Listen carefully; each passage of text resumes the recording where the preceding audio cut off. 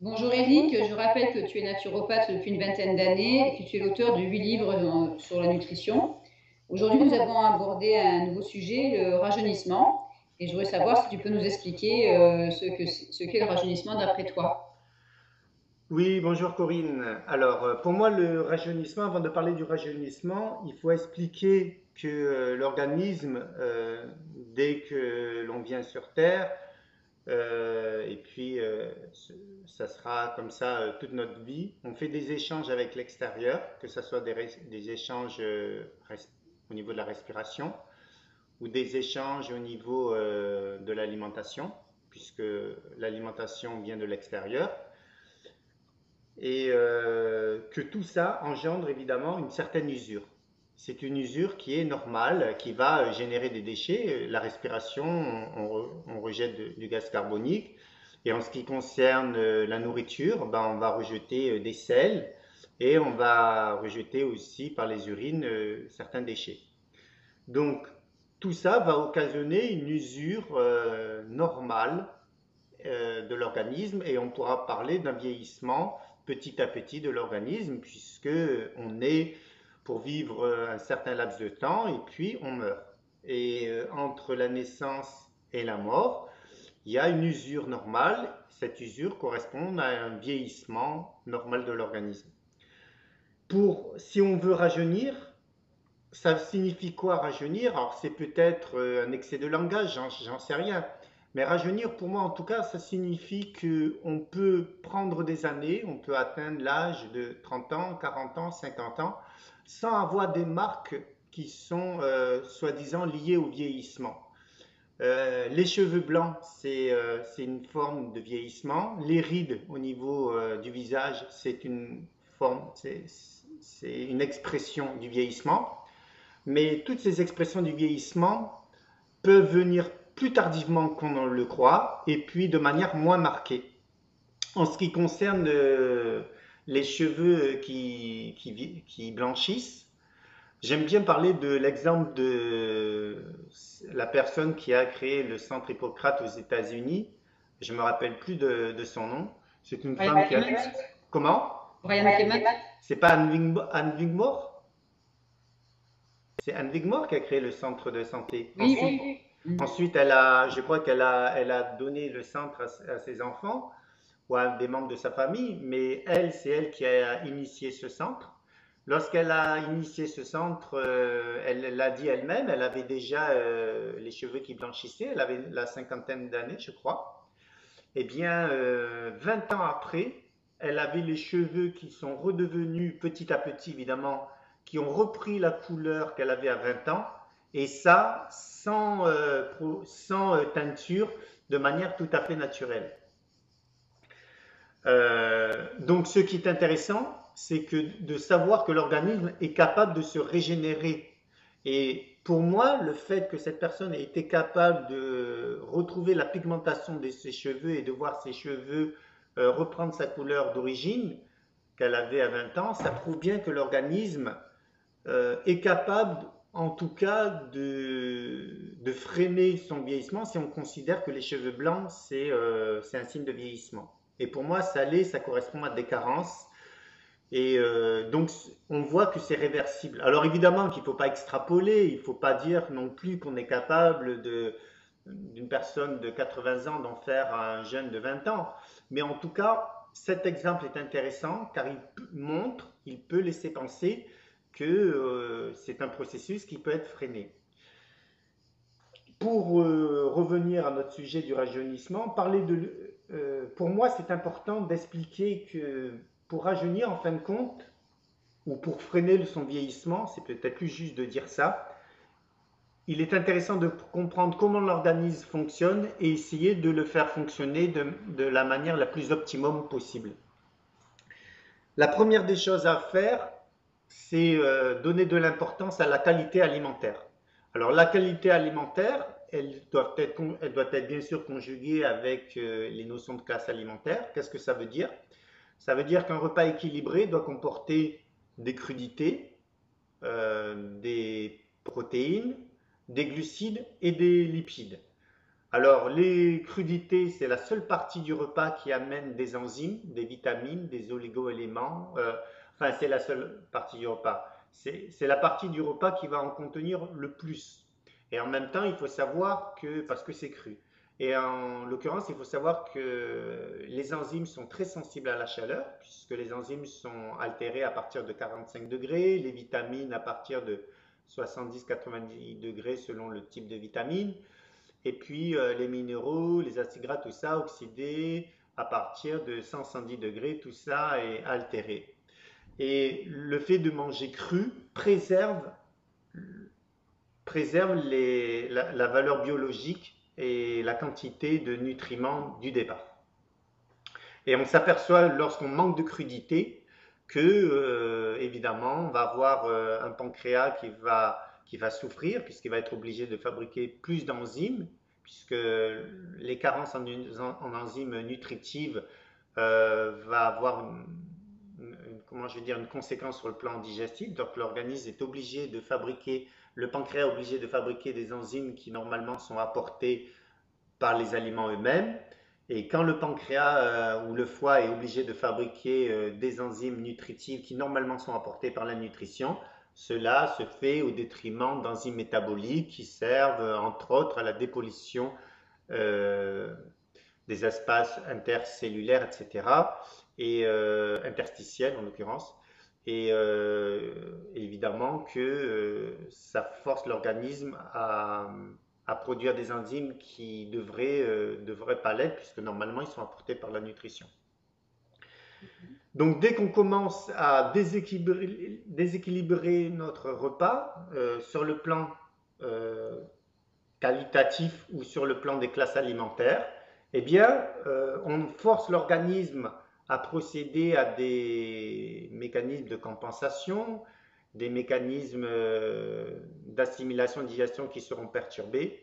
Et ça explique un des mécanismes du vieillissement prématuré. Alors le vieillissement prématuré, évidemment, ce n'est pas que ça, c'est aussi les erreurs que l'on peut engendrer soi-même au quotidien, le fait de prendre du café, le fait de consommer certains aliments brûlés, caramélisés, qui vont générer des toxiques et ces toxiques vont provoquer des dysfonctionnements de l'organisme et des dysfonctionnements cellulaires. Il faut savoir que l'organisme, dès qu'il y a des échanges, va générer des déchets. Il va y avoir ce qu'on appelle des oxydations, la production de radicaux libres. Tout ça, c'est normal, mais c'est lorsque justement on mange des aliments de mauvaise qualité, trop brûlés ou dénaturés avec des additifs, qu'on va générer beaucoup plus de ces déchets et qui vont oxyder, par exemple, entre autres, la paroi cellulaire, la membrane cellulaire, et c'est un des mécanismes du vieillissement. Il faut savoir aussi qu'un des mécanismes du vieillissement est un des mécanismes qui favorise beaucoup de pathologies chroniques, telles que Parkinson, Alzheimer ou arthrose, arthrite ou même des maladies plus anodines comme le surpoids, l'obésité, la cellulite. Toutes ces maladies ont comme point commun un processus inflammatoire et quand on maîtrise l'inflammation de l'organisme, l'inflammation générale de l'organisme, eh bien on se met quand même à l'abri en partie de ces pathologies. Et plus on mange mal, plus on mange des aliments raffinés, des aliments qui ont été transformés, et plus on augmente ces processus inflammatoires, on augmente aussi l'oxydation radicalaire, et ce sont des processus qui favorisent l'usure prématurée, l'usure cellulaire prématurée. Voilà. Il y a l'alcool aussi, non? Ceux qui boivent aussi régulièrement. Alors, tu as raison, bien sûr que le fait de fumer, de boire, évidemment que... alors, modérément, si on le fait modérément, je pense que ça peut passer, bien que ce ne sont pas non plus des comportements indispensables dans une vie, mais bon, pour certains, ça génère du plaisir, donc c'est tout à fait envisageable, mais avec modération. Voilà. Et boire un bon vin de verre rouge biologique de préférence de temps en temps, ça ne met pas en cause la santé. Par contre, boire de l'alcool pur de manière régulière, ça, c'est pas des pratiques forcément à conseiller. Et en ce qui concerne la cigarette, c'est pas très naturel de faire passer de la fumée dans la gorge, dans les poumons. Donc pour moi, ça devrait être très occasionnel ou si on peut s'en passer complètement, c'est pas plus mal. C'est sûr. Et donc, comment bien se nourrir pour freiner le processus du vieillissement? Est-ce que tu proposerais comme journée type? Alors voilà, pour moi, un repas équilibré, c'est un repas qui comporte toutes les classes alimentaires, donc des crudités. Par exemple, ça peut être des carottes, des betteraves, des céleris, du navet, du persil, du chou, voilà, ça c'est très important. Ensuite, on peut l'agrémenter avec une cuillère à soupe d'huile de bonne qualité, première pression à froid, vierge et bio, telle que de l'huile de noix, de le colza, euh, et puis de temps en temps olive et tournesol. En plus, on peut mettre des aromates. Les aromates, c'est très important, c'est très intéressant parce que ça a des effets antiseptiques, ça a des effets qui peuvent favoriser, il y a des molécules dans les aromates qui peuvent favoriser la digestion. Ensuite, on peut aussi utiliser le curcuma. Le curcuma est un anti-inflammatoire très puissant et le curcuma a aussi un rôle sur le système immunitaire. Donc, agrémenter ces aliments avec ce genre de condiments et d'aromates, c'est un gage de santé. Voilà, après on peut y mettre des graines germées, on peut y mettre des graines germées, on peut mettre un peu d'olive, des oléagineux, un peu d'amande, un peu de noisette pour donner plus de saveur aux crudités. Voilà, ça c'est intéressant pour commencer son repas comme ça. Ensuite, les féculents, les sucres peuvent être représentés par des féculents. Alors, les féculents, ça sera par exemple des pommes de terre. Alors, évidemment que pour ceux qui sont intolérants au gluten, parce qu'on en parle de plus en plus, on peut éviter les céréales qui contiennent du gluten comme le blé, l'avoine, le seigle et l'orge et favoriser plutôt le riz, le millet, le quinoa ou d'autres céréales encore. Voilà pour les sucres. Les protéines pour l'omnivore seront représentées par la viande, le poisson, les œufs et un peu de fromage de temps en temps. Les produits laitiers ne sont pas interdits, mais à consommer très modérément. Et puis on n'est pas du tout obligé d'en prendre 3-4 par jour, un ou deux par semaine si on a d'autres sources de calcium telles que les légumes et les oléagineux. On n'a pas de souci au niveau du calcium. Il y a des gens qui ont de plus en plus d'allergies aux produits laitiers, hein, au niveau Donc respiratoire, ORL. voilà, les gens qui ont des intolérances au gluten et aux produits laitiers devront en consommer modérément, mais en sachant qu'avec une nourriture équilibrée, ils n'auront aucun souci. Les personnes qui ne mangent pas de gluten, eh ben, ils trouveront le céréal, les sucres dans d'autres céréales telles que le millet, le sarrasin, le riz, le quinoa. Et puis ceux qui sont allergiques ou intolérants aux produits laitiers, eh bien, ils pourront consommer des végétaux et ils trouveront leur source de calcium et d'autres minéraux basiques sans souci. D'ailleurs, la majorité des peuples, des populations qui ne consomment pas de produits laitiers n'ont aucun problème, ne souffrent d'aucune carence en général par rapport au calcium et sont beaucoup moins atteints d'ostéoporose que les personnes qui en consomment. Donc c'est quand même un indicateur. Voilà donc pour les glucides. Pour les protéines seront représentées, donc on l'a dit, par la viande, le poisson, les œufs. Pour les personnes qui sont omnivores, ensuite, si on est végétarien, végétalien ou crudivore, eh bien évidemment, ensuite, il faudra trouver d'autres sources protéiniques.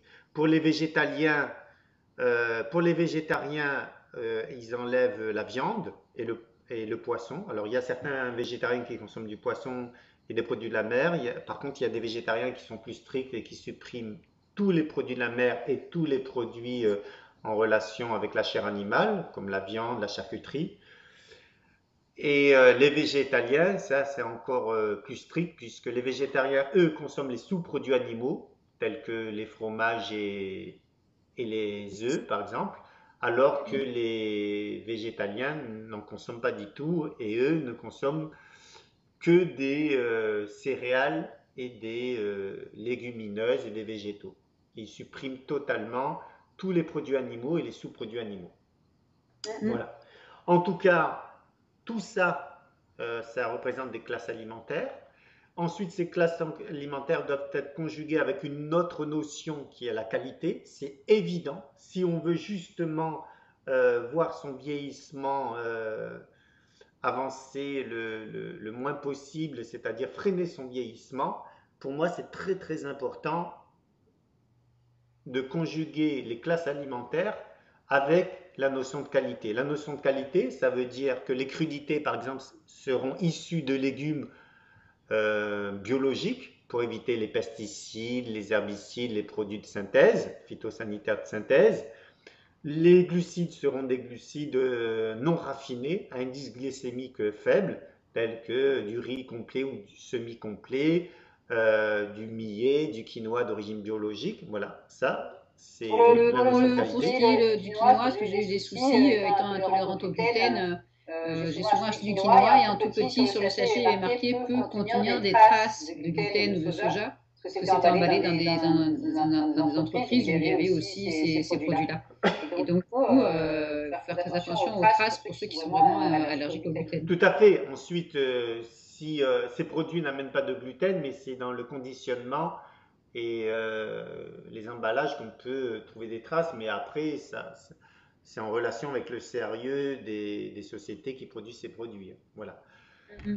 Les lipides, ça sera des huiles de première pression en froid, vierge et bio. C'est évident que c'est complètement irrationnel de consommer des huiles qui ont été, quand vous ouvrez le flacon, vous devriez avoir un produit tout à fait, enfin non utilisé, non traité.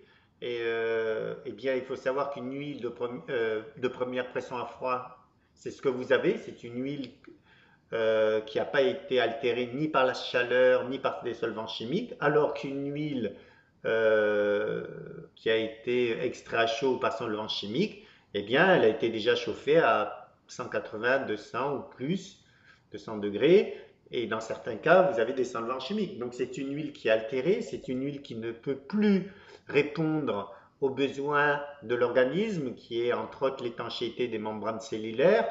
Il faut savoir qu'une huile qui a été chauffée, c'est une huile qui souvent chauffée ou obtenue par solvant chimique et dans d'autres cas hydrogénée.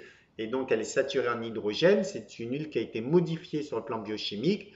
Et je suis désolé, elle ne peut plus répondre aux attentes de l'organisme, qui est entre autres l'étanchéité des membranes cellulaires. Ces huiles normalement sont, pour certaines, telles que l'huile de noix ou l'huile de colza, sont des précurseurs des prostaglandines qui sont des hormones anti-inflammatoires, des molécules anti-inflammatoires, mais lorsqu'elles sont chauffées, même si c'était des oméga 3 au départ, eh bien elles deviennent pro-inflammatoires. Donc c'est le bon sens de ne pas consommer ces produits et le fait de consommer ces produits, ça altère le fonctionnement de l'organisme et quand l'organisme est altéré, eh bien, il ne pourra pas fonctionner à son rendement optimum et il y aura des vieillissements cellulaires et des désorganisations cellulaires et on vieillira plus vite. Évidemment que ce n'est pas uniquement en consommant des huiles chauffées qu'on va vieillir plus vite, mais c'est le cumul de tous ces paramètres qui freinent ou accélèrent le vieillissement. Il y en a qui conseillent de cuisiner avec de l'huile de coco. Alors ensuite, c'est vrai que pour la cuisine, on encourage à utiliser des huiles qui sont déjà saturées naturellement, comme l'huile de palme ou l'huile de coco ou l'huile de copra. Les huiles saturées, elles ne sont pas dangereuses pour la santé, mais elles doivent être consommées en quantité restreinte. L'organisme en a besoin à hauteur de 15%. L'organisme est capable, à partir d'acides gras polyinsaturés, de faire des acides gras saturés. Par contre, à partir d'acides gras saturés, l'organisme n'est pas capable de faire des acides gras polyinsaturés. Donc, on n'est jamais vraiment en carence d'acides gras saturés. Je ne dis pas qu'il ne faut pas en consommer, mais on ne risque pas vraiment une carence très grave. Par contre, en acides gras polyinsaturés, les acides gras essentiels, ça, si on n'en a pas en amont, eh bien, l'organisme n'est pas capable de les synthétiser. C'est pour ça que c'est très important de consommer de l'huile de noix, de l'huile de colza, et pour ceux qui ont la possibilité, parce que leur régime ne leur interdit pas, de manger du poisson qui est riche en oméga 3, qui apporte les fameux EPA, DHA. Les poissons qui contiennent du mercure, alors? Alors c'est vrai qu'ensuite, on peut se poser la question des acides gras qui sont souvent vecteurs de certains toxiques, c'est-à-dire qu'on sait que pour les animaux ou pour les êtres humains, les acides gras sont souvent des exutoires. Les toxiques sont souvent accumulés dans les acides gras. Et dans ce cas-là, eh évidemment, on peut retrouver du mercure, du PCB. C'est pour ça qu'il est conseillé de consommer plutôt des gros poissons. Non, plutôt éviter les gros Si, poissons. si. Voilà. Comme le thon, le saumon, qui sont des poissons en bout de chaîne alimentaire et qui ont consommé plein de petits poissons. Donc, ils sont plus intoxiqués que si vous mangez une sardine ou du hareng, qui sont des poissons plus petits et qui, évidemment, sont moins concentrés en mercure, en PCB. Donc ça, c'est évidemment à prendre en compte lorsque on mange du poisson. Le thon, le saumon, il ne faut pas dépasser une fois par semaine et les petits poissons, on peut en manger plus fréquemment. Et ça, c'est vrai, ça fait partie aussi de la logique d'une personne qui souhaite vivre le plus longtemps possible en bonne santé. Mm, mm. Penses-tu qu'il y a un peuple sur Terre qui pourrait être pris en exemple par rapport au vieillissement? Alors voilà, c'est ça qui est intéressant, c'est qu'on pourrait se poser la question si le fait simplement de mettre en pratique les conseils que je viens d'énumérer, qui ne sont pas grand-chose, hein, qui sont le fait de conjuguer la qualité alimentaire avec les classes alimentaires. Est-ce que le fait de conjuguer ça, alors évidemment il n'y a pas que ça, il y a aussi respirer de l'air de bonne qualité, boire de l'eau de bonne qualité, digérer dans de bonnes conditions, éviter les compatibilités, les mauvaises associations alimentaires, etc., éviter le stress pendant qu'on mange, etc. Mais est-ce que le fait de, de conjuguer et de vivre ces éléments, c'est la partie alimentaire, la partie qualitative, etc. Est-ce que c'est porteur de longévité? Est-ce que c'est porteur de santé? Ben oui, tout à fait. Lorsque on prend comme exemple les Okinawa, alors les Okinawa, c'est le peuple qui vit à Okinawa. Okinawa, c'est une archipel de 61 îles près du Japon. Il faut savoir que c'est dans ce peuple-là qu'on trouve le plus de centenaires au monde. Et souvent, c'est plus que des centenaires, puisqu'il y en a qui arrivent à dépasser allègrement 100 ans, 110 ans, 115 ans. À 90 ans, il y en a qui sont encore capables, de ces personnes-là, ils sont encore capables de travailler 8 heures au champ. Et ils ont une santé excellente, ils ont le plus de centenaires au monde, et ils ont une dépendance en fin de vie qui est beaucoup moindre que les Européens ou les Américains. Les Européens et les Américains ont environ 10 à 12 années de dépendance en relation avec les traitements, les hôpitaux, etc., parce qu'ils sont dans des maladies chroniques ou des maladies lourdes, des maladies dégénératives, alors que les Okinawa, ils ont quasiment pas d'années de dépendance, puisqu'ils vivent en très bonne santé et ils meurent souvent en très bonne santé à des âges très avancés. Et donc, ça n'a rien à voir avec quand on compare ces peuples-là, ils n'ont pas du tout les problématiques des peuples européens ou américains. Eh bien, même si on peut faire entrer d'autres facteurs de santé que la nutrition reste très très important et explique justement en très grande partie leur niveau de santé et leur longévité et leur qualité de vie jusqu'au dernier jour.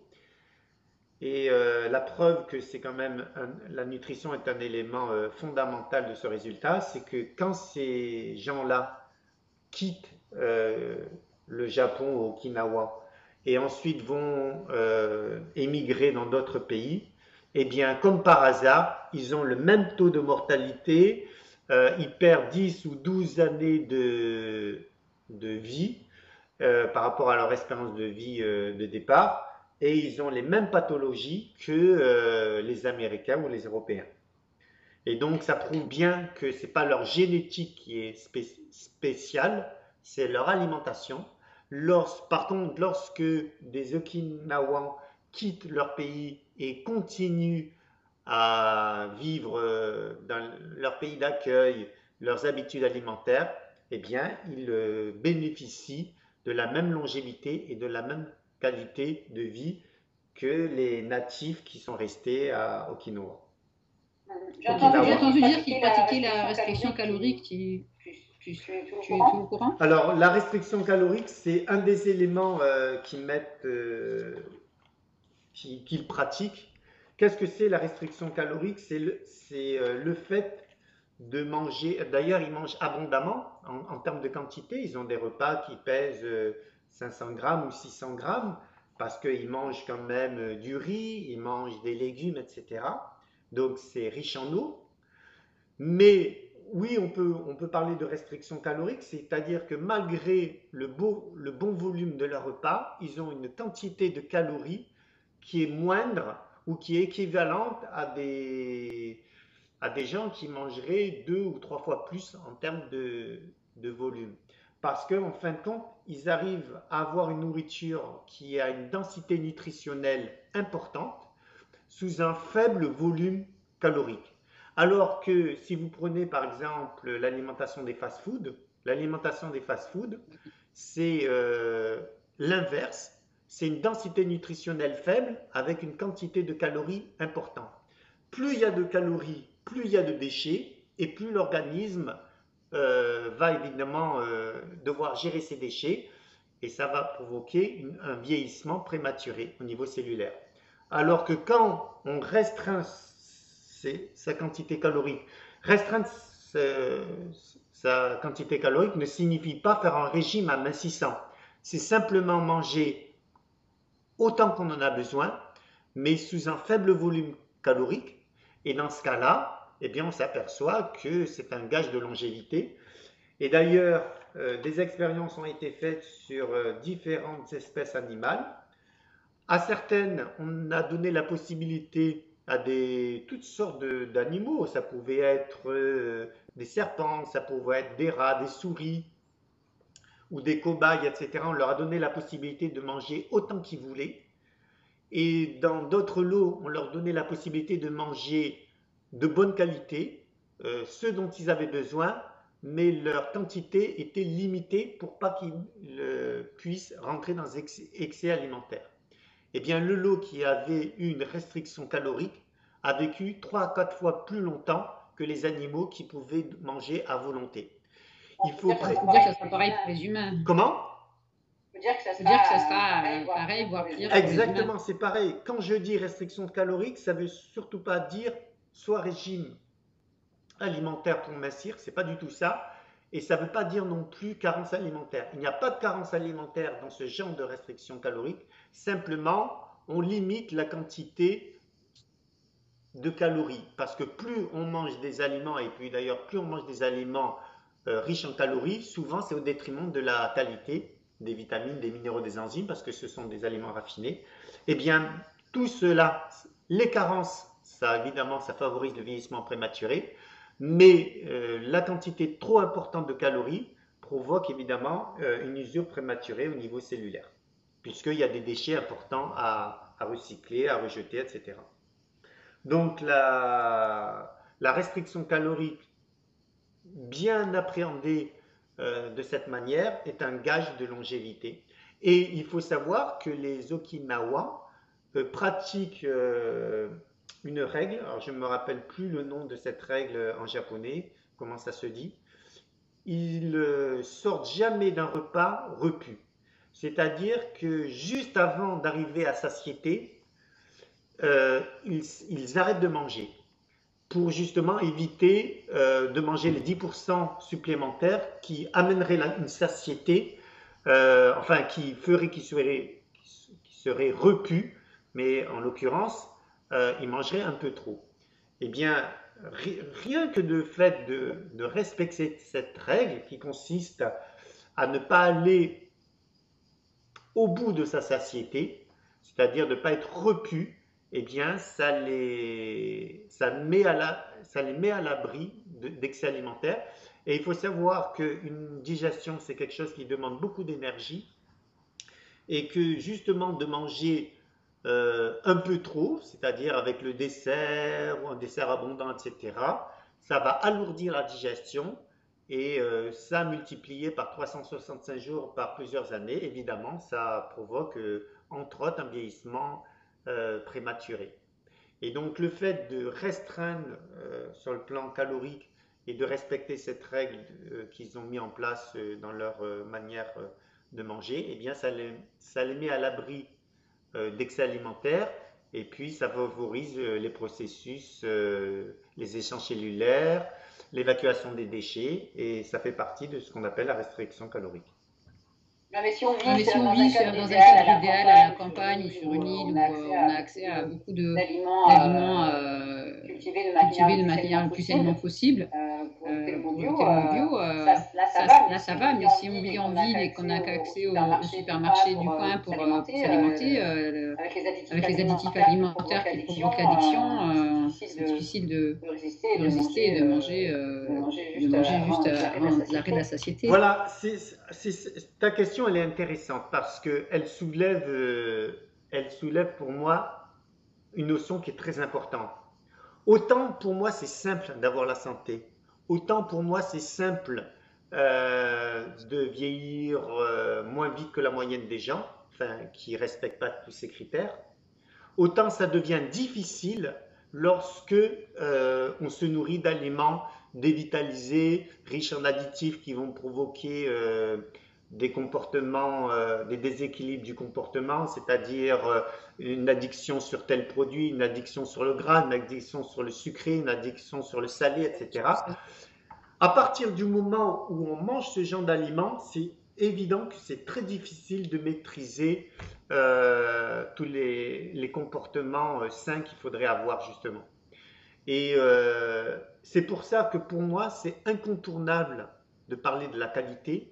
Et lorsqu'on parle de la qualité alimentaire avec des comportements de bon sens, c'est-à-dire prendre le temps de bien mâcher, faire une pause au moment de manger, éviter de se disputer avec les convives, éviter de regarder un film stressant ou lire quelque chose de stressant, eh bien, tous ces comportements naturels vont favoriser justement un bon fonctionnement de l'organisme.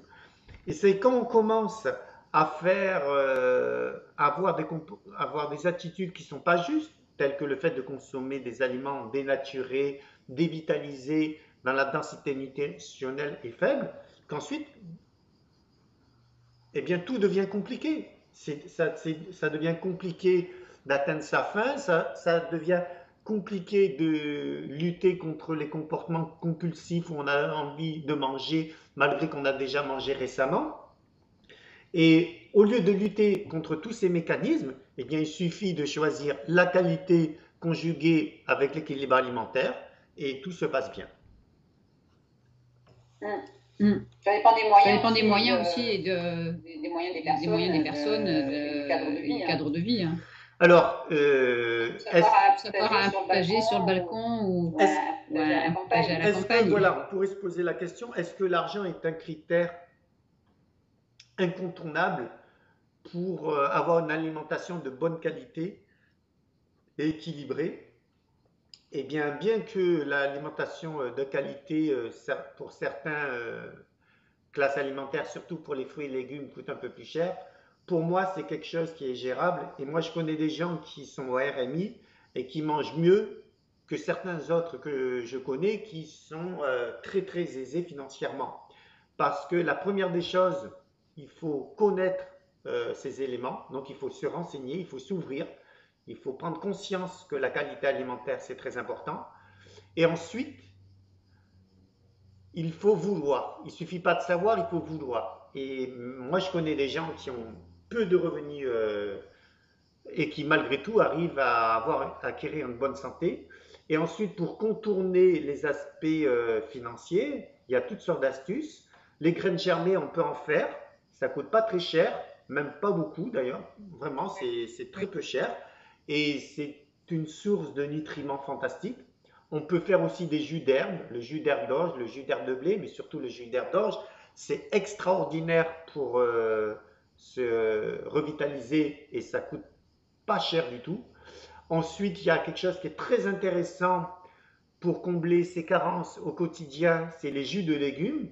On peut avoir des jus de légumes ou des jus de fruits, mais en étant vigilant sur les fruits acides. Donc en général, il faut préférer les jus de légumes doux, comme la carotte, la betterave, le navet, le céleri. Et on peut avoir des légumes de très bonne qualité à des prix très raisonnables, soit directement chez le producteur bio, comme le font certaines fermes qui vendent directement aux clients, ou bien des AMAP ou des organismes qui arrivent à proposer des prix intéressants. Et puis, quand on s'aperçoit aussi de tout le gâchis que l'on fait avec des produits qui sont pas indispensables, comme, je sais pas moi, des glaces, des bounties, des frites, des surgelés, etc. Tout l'argent que l'on dépensera plus sur ce genre d'aliments de piètre qualité, on pourra le mettre sur des aliments indispensables. Et les aliments indispensables, c'est quoi? C'est des fruits, des légumes, quelques céréales, des œufs ou un peu de viande poisson pour les omnivores. Et voilà, c'est ça un repas équilibré. Après, évidemment, on change ses crudités, on change ses protéines, on change ses sources de glucides aussi de temps en temps pour agrémenter le quotidien, pour pas être dans la répétition et les habitudes alimentaires.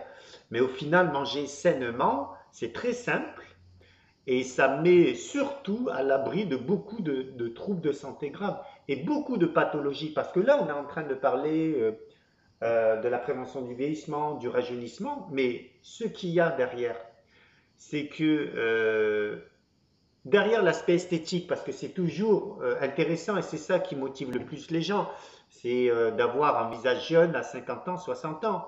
Évidemment que ça se prépare.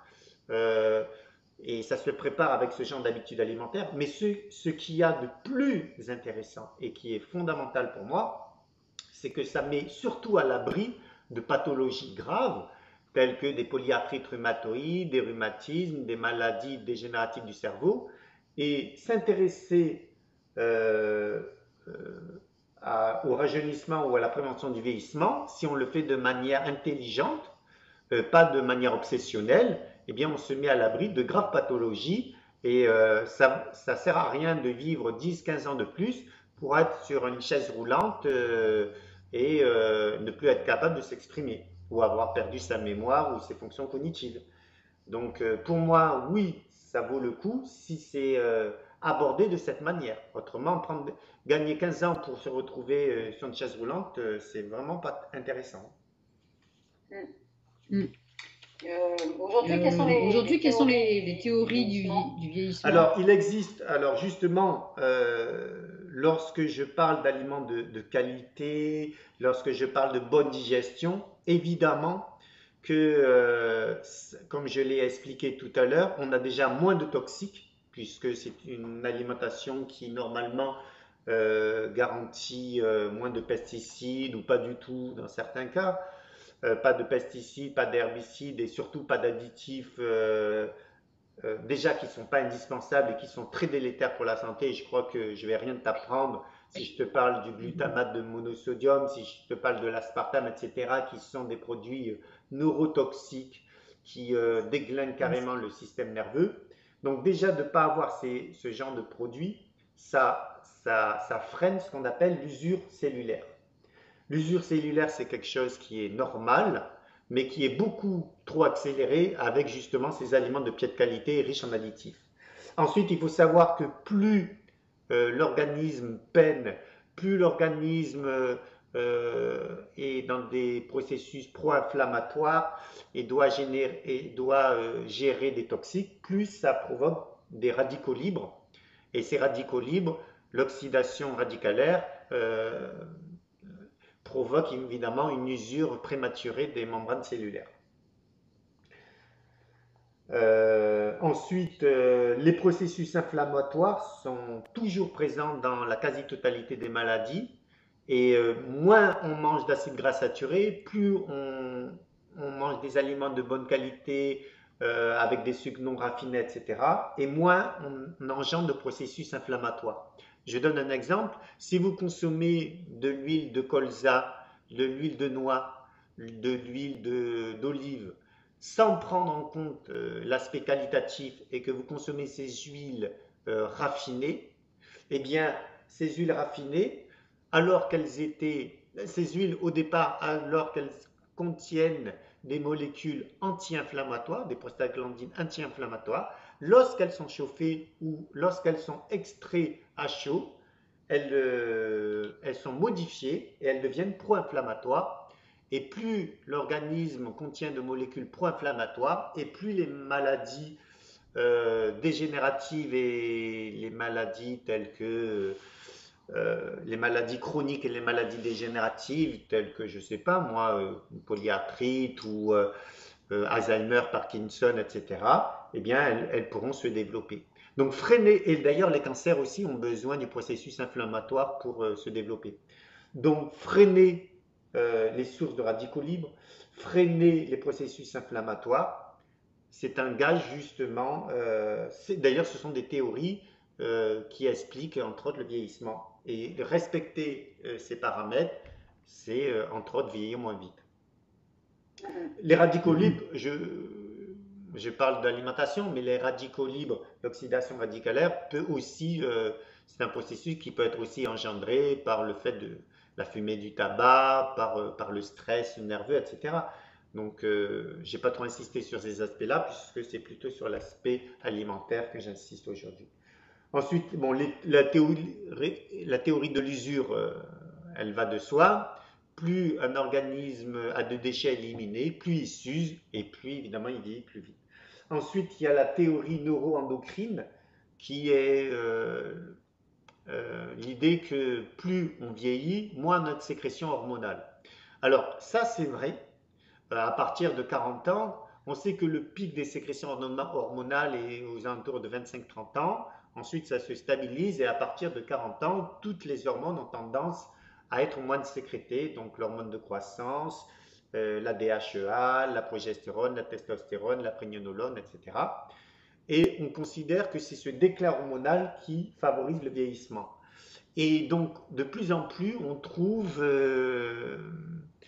des organismes, des cliniques qui sont spécialisés dans le traitement,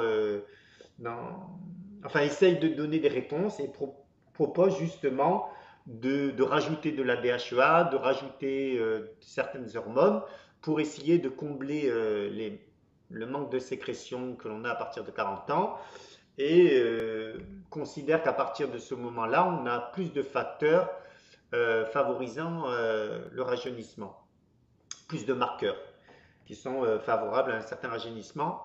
Moi, je n'y crois qu'à moitié parce que quand je vois certaines personnes du show business dont je sais qu'elles bénéficient de ces traitements et malgré tout sont atteints de maladies de Crohn ou de cancer, je me pose la question si vraiment ces traitements mettent à l'abri des maladies dégénératives.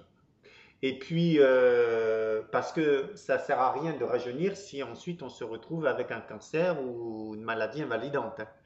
Donc, la théorie neuroendocrine qui consiste à pallier de manière artificielle avec des complémentations, ça coûte cher, c'est aléatoire comme résultat. Je ne critique pas de manière fondamentale, mais je sais que certaines personnes, d'ailleurs comme les Okinawan, qui eux ne font pas ce genre de correction au niveau neuroendocrinien et qui pourtant vivent très vieux et en très bonne santé. Donc si d'un côté on mange mal et que de l'autre côté on fait ces complémentations, pour moi c'est pas très logique.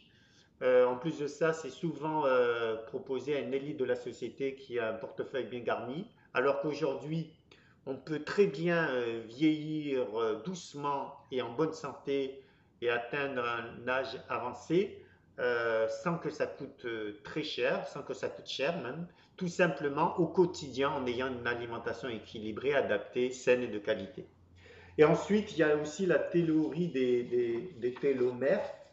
Alors, les télomères, c'est l'extrémité de nos chromosomes.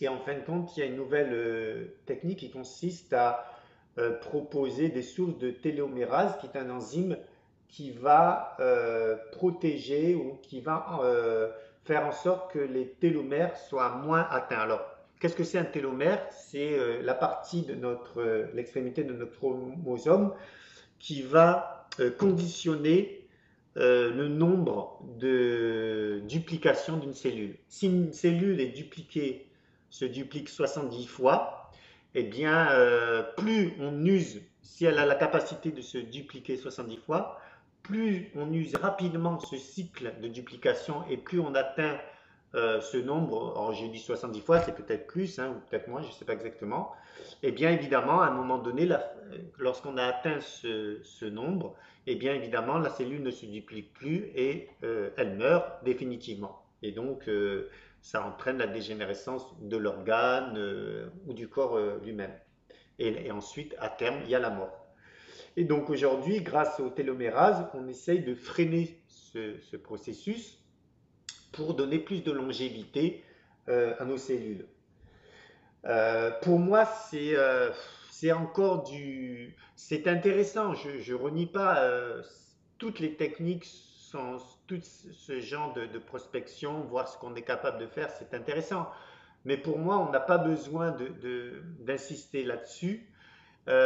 Si, comme je le dis tout à l'heure, on respecte les facteurs de santé, on n'a pas forcément besoin d'avoir recours à ces technologies qui, moi, me font poser une question. À quoi ça sert d'ailleurs d'augmenter la capacité d'une cellule à se renouveler si à côté de ça, la cellule baigne dans des toxiques et se cancérise? Donc, la télomérase, c'est bien beau, mais ça doit se faire dans un contexte équilibré, harmonieux. Et puis, à quoi ça sert de vivre 200 ans ou 300 ans si on y arrive, si on vit dans un monde pollué, chaotique, à tout niveau? Je Donc, connais pas de personnes Je connais pas de 200 personnes ans qui quand ont même. 200 ans non, quand mais même. non, pourquoi je dis 200 ans? Parce que la science envisage de rendre l'être humain quasiment immortel. C'est pas de la science-fiction, c'est aujourd'hui une réflexion qui paraît pas utopique. On sait que à terme on y arrivera, mais à quoi ça sert de vivre? Moi, je pense déjà qu'un être humain aurait biologiquement une longévité entre 120 et 150 ans. Il y en a qui disent plutôt 120. Mais à quoi ça sert de vivre 200 ans si on vit soit en mauvaise santé ou si on vit dans un monde qui est complètement pollué, chaotique et qui a dégénéré à tout niveau? Donc la vie pour la vie, à rajouter des années, c'est bien, mais il faut rajouter aussi de la vie à ces années. Et ainsi, mais il ne faudra pas que ça soit qu'une élite qui bénéficie de tout cela. Il faudrait que ça soit la population générale qui bénéficie de cette avancée en termes de qualité et cette avancée en termes de longévité. Donc voilà, les théories qui sont mises en avant, c'est souvent donc la surcharge en radicaux libres, les processus inflammatoires qui s'emballent, la théorie de l'usure, la théorie neuroendocrine, la théorie des télomères. Et ce que je m'aperçois, c'est que lorsqu'on respecte des paramètres très simples, dont certains ont été évoqués dans notre discussion, eh bien on s'aperçoit que on vieillit bien sans que ça nous coûte très cher et de manière équilibrée, harmonieuse on peut avoir une longévité conjuguée avec une qualité de vie jusqu'au bout. Voilà. J'ai peut-être oublié certains paramètres, hein, ça va très vite, ce genre d'échange. Je ne dis pas que c'est complètement exhaustif, j'ai peut-être oublié certains paramètres, j'en sais rien. Mais l'essentiel, ça reste une nourriture de qualité, équilibrée, évidemment conjuguée avec d'autres facteurs tels que la respiration, le fait d'avoir une activité physique, et puis d'éviter aussi tout ce qui aujourd'hui euh, peut agresser l'organisme, tels que les ondes électromagnétiques, le Wi-Fi, l'utilisation exagérée de l'ordinateur ou de la télévision, la sédentarité, le fait de grignoter entre les repas constamment, etc. Tout ça, c'est des erreurs à éviter. Donc, au lieu de se polariser sur ce qu'il faut éviter. Moi, je conseille plutôt ce qu'il faudrait pratiquer pour favoriser une longévité dans de bonnes conditions. Évidemment, d'avoir une activité physique, d'avoir des échanges harmonieux euh, avec les autres, c'est aussi important. Voilà. Tout à fait, oui. Tout à fait. Par rapport aux ondes, c'est Par pas rapport aux toujours ondes, facile, c'est pas quand on toujours habite dans un facile immeuble avec quand des on habite antennes dans un sur le immeuble toit, avec des ou antennes sur le quand toit, tous les ou voisins ont Wi-Fi, quand tous les c'est pas voisins ont facile Wi-Fi, c'est pas d'y facile échapper, ou si d'y échapper, on ou dort à si proximité on dort à proximité d'antennes aussi, hein. Oui, d'antennes voilà, aussi, hein. je suis d'accord. Après, Donc, il y a des paramètres qu'on ne maîtrise pas forcément, mais que on peut solutionner. On peut déménager ou on peut essayer de trouver des moyens de neutraliser un petit peu les aspects négatifs de ces émissions d'ondes. Voilà, je pense que après il faut voir cas par cas et puis essayer de trouver des solutions pour chaque individu. Mais globalement, et c'est l'objectif de cet échange entre nous deux, c'est que globalement, on peut trouver des solutions et que ces solutions, elles sont assez simples. C'est surtout conjuguer au quotidien des facteurs naturels de santé qui contribuent à respecter le fonctionnement normal d'un être humain. Et c'est parce qu'aujourd'hui, on n'a pas respecté tous ces paramètres qu'on veut trouver des solutions à coup de scalpel, à coup d'opération, à coup de rajeunissement en injectant des cellules souches, des ceci, des cela. Ça coûte très cher, c'est proposé à une élite qui est très aisée financièrement, mais ça ne met pas à l'abri malgré tout des pathologies graves, puisque on connaît tous des stars qui ont bénéficié de ces traitements et qui malgré tout sont atteints de cancer, entre autres. Donc, à quoi ça sert de dépenser tout cet argent pour ensuite se retrouver invalide? Donc, pour moi, la solution, elle est plutôt une solution de bon sens. Et puis, quand on met en pratique tous ces facteurs de santé, on s'aperçoit qu'on vieillit dans de bonnes conditions. Voilà. Ce que je propose, c'est comme la dernière fois, c'est que si des personnes ont envie de réagir à cet échange entre toi et moi, eh bien, c'est de se manifester, soit sur ton site. Alors, tu peux nous rappeler ton site? moi, c'est santéendanger.net. Moi, c'est santéendanger.net et comme adresse email missionpossible.france@wanadoo.fr. Voilà, ok. Donc, si les personnes souhaitent aussi me communiquer directement, échanger avec moi directement, ils peuvent aller soit sur mon site ericdarche.com, donc c'est Eric Darche, D-A-R-C-H-E.com, ou bien m'écrire Eric, DA, les deux premières lettres de mon nom, 13 en chiffres 1 et 3 @yahoo.fr. Donc, les personnes qui sont intéressées peuvent nous poser des questions ou nous suggérer des thèmes qu'ils aimeraient qu'on aborde tous les deux. Voilà. Voilà, bon, bah, c'est très intéressant tout ça. J'espère que les gens prendront en compte leur alimentation plus sérieusement et feront en sorte de manger les aliments les plus naturels possibles sans tous ces produits chimiques que j'ai passé 8 ans à D'ailleurs, dénoncer. justement, à ce propos, je pense qu'on peut tout à fait envisager d'inverser les rôles, que ce soit moi qui te pose des questions par rapport aux additifs, puisqu'il ne faut pas oublier que Corinne Gouget a écrit un livre qui se vendit à 300 000 exemplaires sur les additifs et qui s'est vendu dans de nombreux pays et qui met en alerte les gens sur la dangerosité de l'aspartame, du glutamate qui détruit le cerveau et qu'on retrouve un peu partout dans des chiffres, dans des produits complètement anodins au quotidien et qui détruit la santé des jeunes et des moins jeunes. Et parler du rajeunissement et du vieillissement en continuant à consommer ces produits, c'est tout simplement pas possible. Voilà. Ça, c'est la première des choses à faire, d'éliminer ces produits de sa consommation, parce que autrement, c'est même pas la peine d'aller plus loin. Franchement, manger des crudités pour ensuite consommer de l'aspartame et du glutamate qui détruit le cerveau, je me demande à quoi ça sert. Voilà. faudra expliquer ça aux adolescents et aux enfants qui sont accros aux bonbons, aux sodas et aux aliments frits et aux biscuits apéritifs, etc. Eh ben, je pense que ça peut faire l'objet d'une discussion tous les deux. Et dans ce cas-là, c'est moi qui prendrai le rôle de l'intervieweur et c'est toi qui me répondras si tu veux bien. D'accord, Eric. Bon, ben, à bientôt. À très bientôt. À très bientôt.